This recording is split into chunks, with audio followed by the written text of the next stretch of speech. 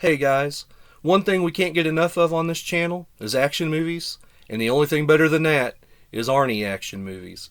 So strap on your bullet belts and get ready to let off some steam because Commando is next on your reviews.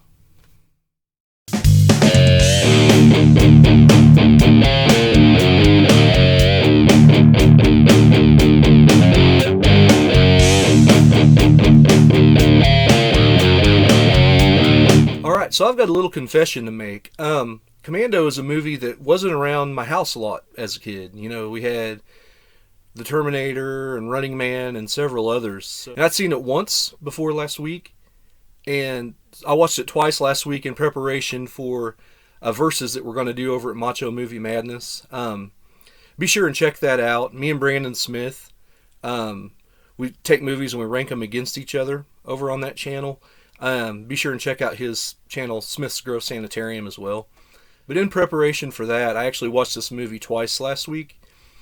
And all I can say is where was this movie all my life? I knew it was just a big, dumb, blow 'em up Arnold Schwarzenegger action movie.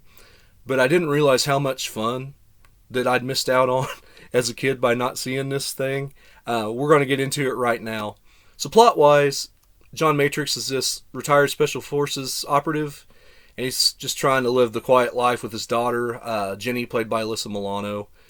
When his general comes back to tell him all of his men have been killed and that were on his team, pretty soon they come after him, they kidnap his daughter.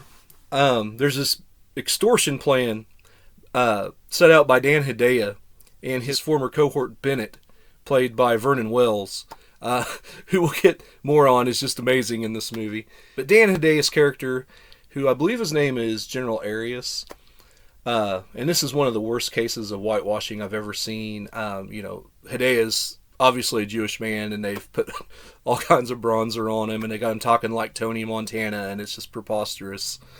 But Hedaya is blackmailing him, with the kidnapping of his daughter, to take out this president of this country so he can take over. It's basically a coup. And this mission's supposed to take place on this fictional island of Valverde. So he's got 12 hours to get everything that he needs done before that plane shows up in Valverde, and they realize he's not on it, and they kill his daughter. So as I said, there's some great actors in this movie. Schwarzenegger's a presence, as he always is. Dan Hedaya is really good. Maybe not so much in this movie. Every time he talk in that accent, I just want to, just laugh. David Patrick Kelly is Sully in this movie, and he's just as slimy in this as he was in The Warriors or The Crow. He is just such a slime ball, and it's awesome. And then there's the character of Bennett, of course, played by Vernon Wells. He actually took over the character from somebody else, and so he's wearing this chainmail shirt that just doesn't fit him right. He's got a Freddie Mercury mustache. The character's just off, and in a way that's good because the character is off. Like, he's got some psychological issues in his head. He's always carrying along his long K-bar knife, and more on that in a little bit. Bill Duke is also in the movie, who I just love in everything. Of course, he was in Predator. He was in Mandy a few years ago, in a kind of a cool cameo. So Matrix gets off the plane in grand style. He breaks this guy's neck and leans him up against the window. Don't disturb my friend. He's dead tired. That line is great. And then when he gets back in the airport, he's trying to find the character Sully, played by David Patrick Kelly. And he runs into Rae Dawn Chong's character, which she was a big deal in the 80s. And the only lead back to his daughter is to follow Sully back from the airport.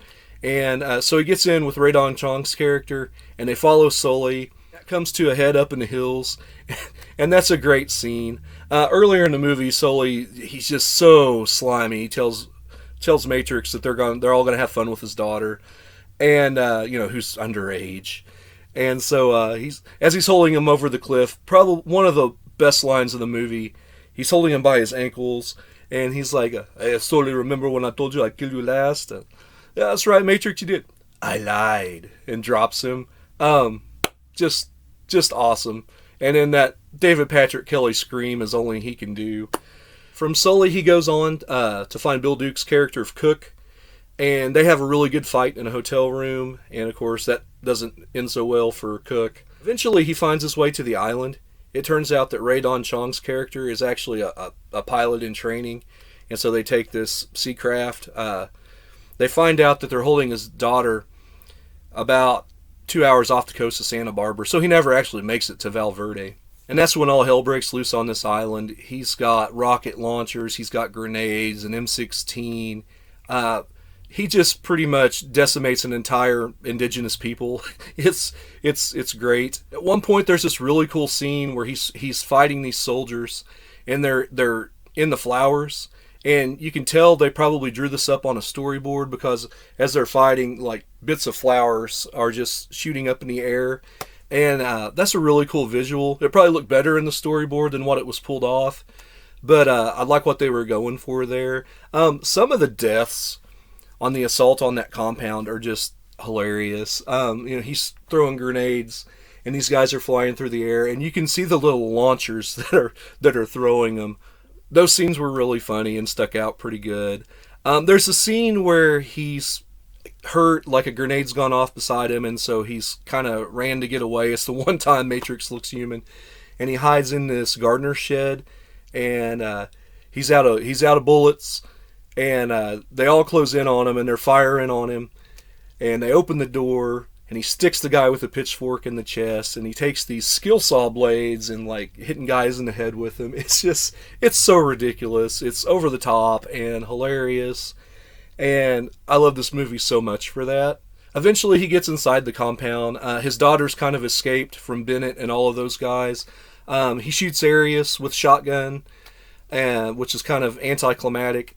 And he hears his daughter yelling, goes down into the basement, and him and Bennett have this just very climactic fight. Bennett's character cracks me up so bad. He's, like I said, he's slightly unhinged, maybe a little more than slightly unhinged. And there's this scene, he's got his daughter, Alyssa Milano, with a knife, and he's already shot Matrix once in the shoulder, and Matrix is trying to get him not to shoot him and to go hand to hand, and he's like, "Come on, Bennett, you know you want to put the knife in and twist it. Come on, Bennett, let's party." And it's hilarious because Bennett has this almost sexual orgasmic look on his face as he's holding this phallic object in his hand, this large knife, and it's hilarious. I don't know what else to say about this fight. It's a really good fight. You look at Vernon Wells and you look at Arnold, and you're like, he couldn't really. I don't think he could hurt Arnold, but like, he's so crazy. He's just almost able to pull it off. But Bennett's death scene is the best death scene in the movie. If you haven't seen it, this movie's from 1985. Where you been? Let off some steam, Bennett. If it's not a meme, it should be. Look that up. Great way to end the movie. So overall, in the Arnold Schwarzenegger filmography, I would rank this probably in the 5, 6, 7 range as far as his best movies. It's a lot of fun, man. It's hard to go wrong with this one, but there's just so many top tier Arnold movies that this is just below that top tier for me. If I was going to rank it, I go a little better than 7.25, probably 7.3 for Commando. A lot of fun. Mark L. Lester did this movie, which he also did Class of 1984, which I might do on this channel one of these days. He also did Showdown in Little Tokyo with Brandon Lee and Dolph Lundgren, and that is a very good action movie. One of the better. Speaking of Bennett, Showdown in Little Tokyo is one of the best villain deaths I've ever seen in any movie, period. So that does it for Commando. As far as the channel, we've got a lot of cool things coming up. I've got a viewer request for the movie House, which I'm going to have put up here fairly soon. I've got to do another Q&A. It seems like you guys like those, and I like answering them. So we'll do that, and I might be doing some Transformers stuff, and as always, you guys have been great. I've been Drew, and I'll see you down the line.